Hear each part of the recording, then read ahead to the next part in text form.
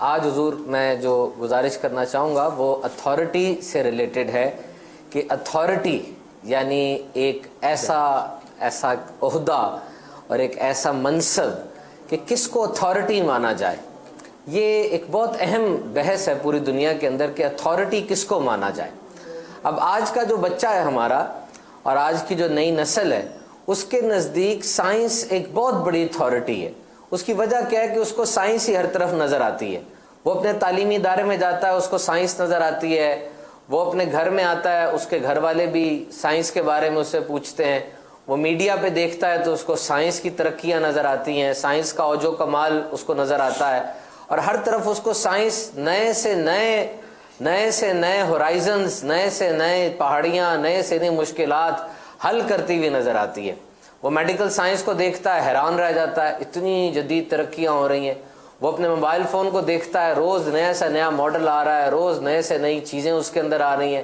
تو ہر طرف وہ سائنس کے گیجٹس میں گھرا ہوا ہے. اور جیسے وہ بڑھتا چلا جاتا ہے اپنی تعلیمی زندگی میں, بالخصوص اگر وہ دنیاوی تعلیم پڑھ رہا ہے اور یونیورسٹی کے اندر ہے, تو اس کو اپنے جو استاد ہیں ان کی طرف سے بھی سائنس کی ترقی کے بارے میں بتایا جاتا ہے. تو نہ چاہتے ہوئے اس کے ذہن میں ایک امیج بن جاتا ہے, اس کے ذہن میں ایک خیال بن جاتا ہے کہ شاید یہی وہ چیز ہے جس کو میں نے فالو کرنا ہے اور یہی وہ چیز ہے جس کی میں نے پیروی کرنی ہے. اب ہوتا کیا ہے کہ جب ایک انسان اس کے سامنے ہوتا ہے جو سائنس کی تعریف کر رہا ہے تو وہ اپنے آئیڈیل کے اندر کنفلکٹ پیدا کر دیتا ہے. یعنی وہ اپنے آئیڈیل میں کنفیوز ہو جاتا ہے کہ وہ کس کو آئیڈیل سمجھے, کس کے پیچھے پیچھے چلے, کس کو جو ہے وہ اپنا رہنما بنائے. اور اس کو انگلش میں کہتے ہیں بیکن ہاؤس. بیکن ہاؤس کہا جاتا ہے کہ جب بڑا زیادہ طوفان آیا ہو سمندر میں اور اس وقت جو کشتی ہوتی ہے وہ دیکھتی ہے میں نے کہاں جانا ہے, تو سمندر کے اندر لائٹ ہاؤس ایک بنا ہوتا ہے جس میں لائٹ نکل رہی ہوتی ہے اور کشتی کو اپنی راہ مل جاتی ہے. تو بالکل زندگی میں بھی بیکن ہاؤس ہوتے ہیں کہ کس کی پیروی کرنی ہے, کس کے پیچھے جانا ہے. تو آج کی نوجوان نسل کے اندر ایک بہت بڑی کنفیوژن ہے, بہت بڑا شش و پنج ہے اور بہت زیادہ ریلکٹنٹ ہیں وہ کہ ہم نے کس کی پیروی کرنی ہے. یہاں میں ایک چیز بتاتا چلوں کہ کچھ عرصہ قبل ایک بہت بڑا سروے ہوا تھا پاکستان میں. اس سروے کے مطابق پاکستان کی 85% آبادی الحمدللہ اسلامک مائنڈ سیٹ والی ہیں. جس طرح ابھی 2 دن پہلے ہمارے اسی پروگرام میں قبلہ نگران شورا نے ارشاد فرمایا کہ کوئی ایسی ویسی کوئی بات اگر ہو جاتی ہے سوشل میڈیا پر تو 2 بندے اگر بات کرنے والے ہیں تو 200 بندے ان کی بات کے بارے میں ان کو تھو تھو کرنے والے بھی ہوتے ہیں. تو یعنی ہماری ایک جذباتی وابستگی ہے دین اسلام سے. کسی کے گھر میں کوئی ڈیتھ ہو جاتی ہے, کسی کے اور کوئی ایسا معاملہ ہوتا ہے, عید کے دن آ جاتے ہیں, تو چاہے وہ اتنا زیادہ عمل نہ کرتا ہو, پریکٹسنگ مسلمان نہ ہو, لیکن وہ اسلامی اصولوں کی قدر کرتے ہیں. اور اکثر اوقات اس بات پر احساس ندامت بھی ہوتا ہے کہ جی ہم اتنے عمل کرنے والے نہیں ہیں. تو اب اس حالت کے اندر ماں کی گود کچھ اور سکھا رہی ہے, یونیورسٹی کی کتاب کچھ اور سکھا رہی ہوتی ہے, اور ایک طرف یہ بات ہو رہی ہوتی ہے کہ جی قرآن و حدیث کو ہم نے بالکل الٹیمیٹ سامنے رکھنا ہے اور قرآن و حدیث کی پیروی میں ہی ہماری نجات ہے, جو کہ حقیقت ہے اور اٹل حقیقت ہے. لیکن ماحول جو ہے وہ اس کو آئیڈیلزم کے اندر کنفلکٹ پیدا کر دیتا ہے, اور پھر یہ جو نوجوان ہوتا ہے یہ سب کچھ چھوڑ دیتا ہے اور ایک بڑی عجیب سی راہ پہ نکل جاتا ہے کہ میں اب اپنی مرضی سے تلاش کروں گا. اور جب وہ یہ مرضی کی تلاش کی طرف جاتا ہے تو پھر آگے تباہی اس کو نظر آتی ہے, کیونکہ اس کے دوستوں میں, اس کے سمجھانے والوں میں کوئی ایسا ہوتا تو نہیں. پچھلے دنوں مجھے کسی نے بتایا کہ ایک ٹرپ جا رہا تھا جمعے کے روز بس میں, تو جمعے کا دن تھا اور وہ شہر کے اندر ہی اس ٹرپ نے جانا تھا. بس بھری ہوئی تھی, لوگ جا رہے تھے. تو جو سب سے بڑا ان میں تھا عہدے اور رتبے کے لحاظ سے, اس سے کسی نے کہا جی جمعے کی نماز ہے تو روک کے بس کو جمعے کی نماز کی ادا کر لی جائے, مسجدیں تو بہت آ رہی ہیں الحمدللہ. تو کہنے والے نے کہا کہ نہیں, ہم مسافر ہیں, ہم پر جمعے کی نماز تو کیا نماز ہی اس دن ہم چھوڑ سکتے ہیں, ہمیں اجازت ہے.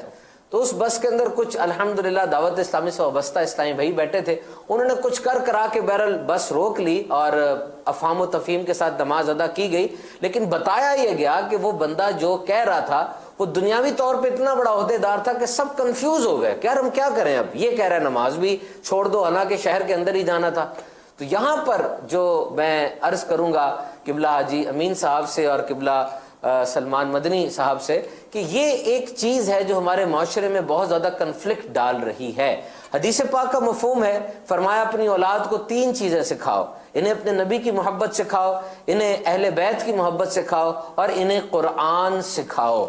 اب یہاں پر ہماری کتنی بڑی ذمہ داری بنتی ہے کہ ہم بھی اپنی اولاد کو، جس طرح ابھی ماشاءاللہ عز و جل سلمان بھائی نے ارشاد فرمایا کہ واقعی اس ایک شعر کی تشریح میں اگر جائیں تو کتابوں کی کتابیں بھری گئیں، لیکن اپنی اولاد کو، اپنی نئی نسل کو آج ہم کتنا یہ چیز ٹرانسفر کر رہے ہیں۔ یعنی اگر حضور نبی مکرم صلی اللہ تعالی علیہ وسلم کا نام پاک آ رہا ہے تو یہ ہمیں پوچھنا ہے کہ ہماری اولاد اس وقت کیا سوچ رہی ہے۔ یعنی اگر کسی بہت بڑے سائنسدان کا نام لیا جائے تو ساتھ ہی فوراً آتا ہے فلاں فلاں چیزیں ایجاد کی اس نے، آج اس کی وجہ سے ہمیں یہ فائدہ ہو رہا ہے، فلاں سائنسدان نے یہ کیا، یہ کیا۔ جیسے ہی نام آئے گا اس کی ساری کامیابیاں، اس کے ساری زندگی کے حال بھی ہماری آنکھوں کے سامنے آ جائیں گے۔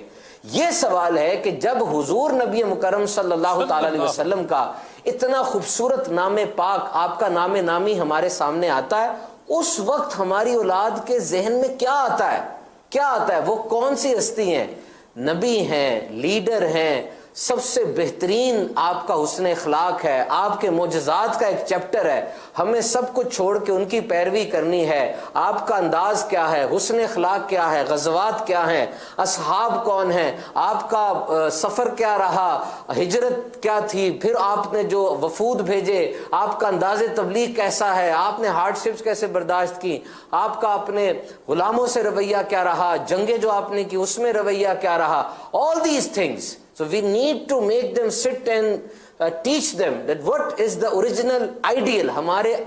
اصل آئیڈیل کون ہے۔ یہ چیز آج کی بہت بڑی اہم ضرورت ہے، اور یہی میرا آج کا ٹاپک تھا کہ آئیڈیل کون، ہمیں کس کو آئیڈیل پینٹ اپ کرنا ہے۔ رمضان المبارک کا بابرکت مہینہ ہے، اکثر لوگ ہم سے پوچھتے ہیں کہ سیرت کی کوئی کتاب بتائیں یا کچھ اس طرح کی کتاب بتائیں، تو اس سے میں گزارش کروں گا کہ آپ بھی ماشاءاللہ الحمدللہ میرے دونوں بزرگ ہیں، بڑے ہیں، آپ بھی کچھ ارشاد فرمائیے کہ ہمیں اس کے لیے کیا کیا پریکٹیکل سٹیپ اٹھانے چاہیے، آگے بڑھ کر عملی اقدامات کیسے کرنے چاہیے۔ یقیناً اس دنیا کا امن و سکون حضور کی تعلیمات میں ہی پوشیدہ ہے۔ اپنی بات کے اس جملے کے ساتھ میں اپنے اس پیرے کو ختم کرتا ہوں کہ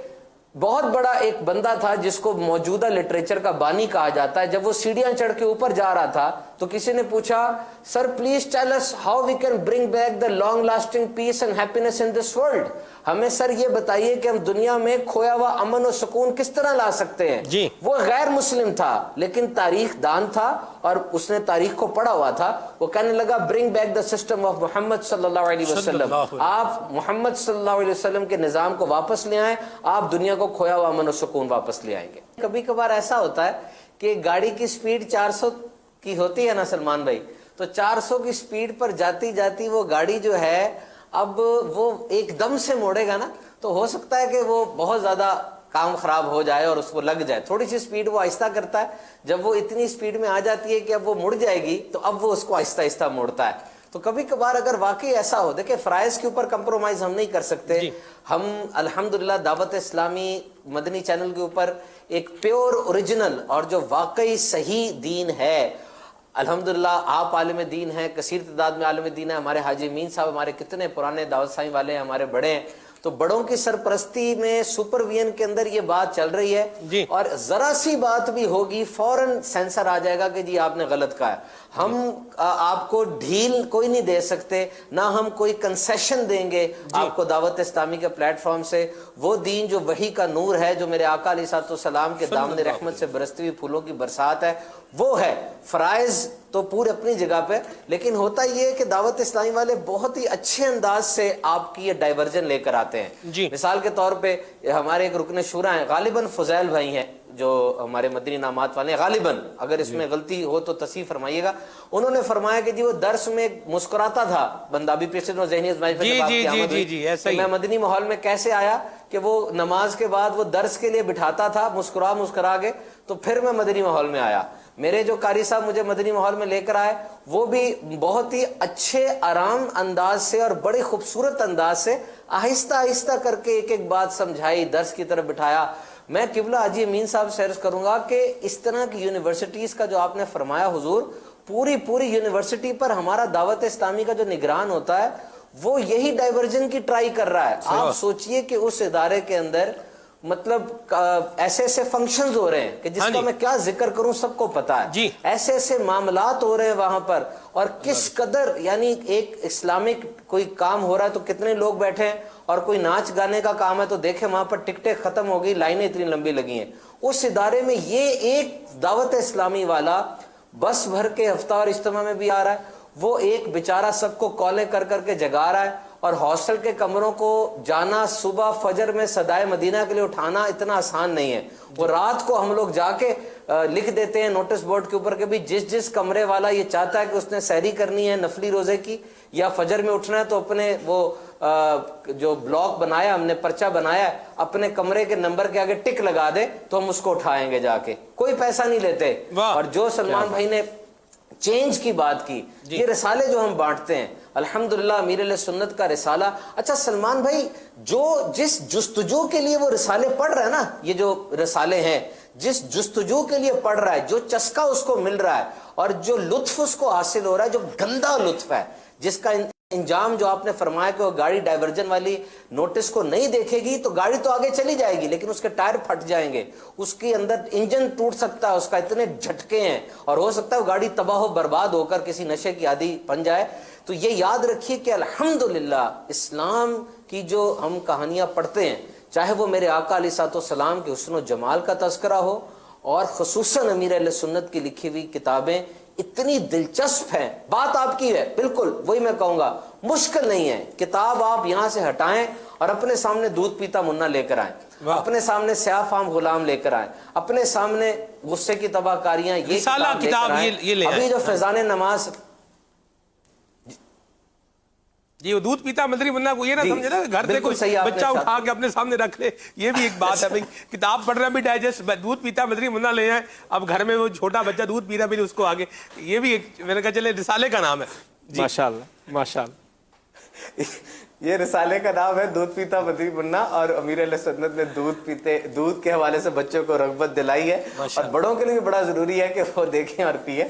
بالکل آپ نے صحیح ارشاد فرمایا، دودھ پیتا مدری منا سامنے لے آئے، وہ کیا کرے گا بیچارہ۔ تو یہ بہرحال یہ ہے کہ ان ہمارے اسلامی بھائیوں نے پورا سنبھالا ہوتا ہے۔ پچھلے دنوں میں نے یہ مثال دی، حاجی امین صاحب جس وقت ہمارے وہ کیسٹ اجتماع ہوا کرتا تھا نا، تو پاکستان کا سب سے بڑا میڈیکل کا تعلیمی ادارہ، سب سے بڑا میڈیکل کا تعلیمی ادارہ، اس میں ہمارے ایک اسلامی بھائی پڑھتے تھے، تو وہ کیسٹ اجتماع پہ بہت زور تھا الحمدللہ، کیسٹ اجتماع کروائے جائیں شخصیات کے گھروں میں، اپنے گھروں میں، ہاسٹلز میں۔ اچھا اب ہوتا یہ کہ دیکھیں کچھ لڑکے ایسے ہیں جو کہ لاہور کے رہنے والے ہیں، اس کو ڈے اسکالر کہا جائے گا، وہ صبح ادارے میں آئیں گے اور پھر اپنے گھر لاہور چلے جائیں گے، اور کچھ ہے جو ہاسٹل کے رہنے والے ہیں۔ چلو ہاسٹل میں تو آپ نے ایک کمرہ فکس کر لیا، یا کامن روم میں یا ٹی وی روم کے اندر سب بند کروا کے تو آپ نے کیسٹ لگا دی اور سب نے سن لی، لیکن جو لاہور کے لڑکے ہیں ڈے اسکالر، وہ تو ظہر میں واپس چلے جائیں گے۔ ہم نے کہا یار اب ان کا کیا کرنا ہے، اب ان کو کیسے سنائیں کیسٹ، اپنے گھروں میں چلے گئے وہاں تو نہیں ہو سکتا۔ اب دیکھیں ڈاکٹر بن رہے ہوتے ہیں، ظاہری بات ہے کچھ نہ کچھ ذہن تو ہوتا ہے ان کا، اور اتنا بڑا ادارہ ہے وہ۔ ہمارے اسلامی بھائی نے ایک کی گاڑی پکڑی، اس گاڑی کے اندر 2 آگے 3 پیچھے 5 ہو گئے، اے سی لگایا، اور اس گاڑی کی پارکنگ میں بیٹھ کے اس نے پوری کیسٹ جو تھی وہ بریک ٹائم کے اندر چلا دی۔ اب دیکھیں اس کی سوچ، اس کی ذہانت کہاں لگی، میں سن کے حیران رہ گیا۔ میں نے کہا دیکھو اس میں جذبہ کتنا ہے، اور 1-2 دن نہیں 2-3 سال تک جب تک وہ ادارے میں رہا وہ اس طرح کیسٹ اجتماع کرتا رہا۔ آج وہ پاکستان کے بڑے گردے کے اسپیشلسٹ ہیں ہمارے وہ اسلامی بھائی، الحمدللہ دعوت اسلامی والے ہیں، دعوت اسلامی کا پیغام اپنی سیٹ پر بیٹھ کر بھی دیتے ہیں، اور ابھی بھی ان کے دوست سارے بڑے بڑے ڈاکٹر بن گئے، ان کی عزت کرتے ہیں۔ تو یہ نہ صرف آپ کو دنیا میں کام دیتی ہے، آپ جلد از جلد ڈائیورجن اختیار کریں، سلمان بھائی نے جو فرمایا، اور کوئی مشکل نہیں ہے، بات وہی ہے کہ صرف اور صرف آپ نے کتاب تبدیل کرنی ہے، پھر دیکھیں آپ کی نیچر، آپ کا سوچنے کا انداز، یہ کتاب اور یہ صحبت سب کچھ تبدیل کر دے گی۔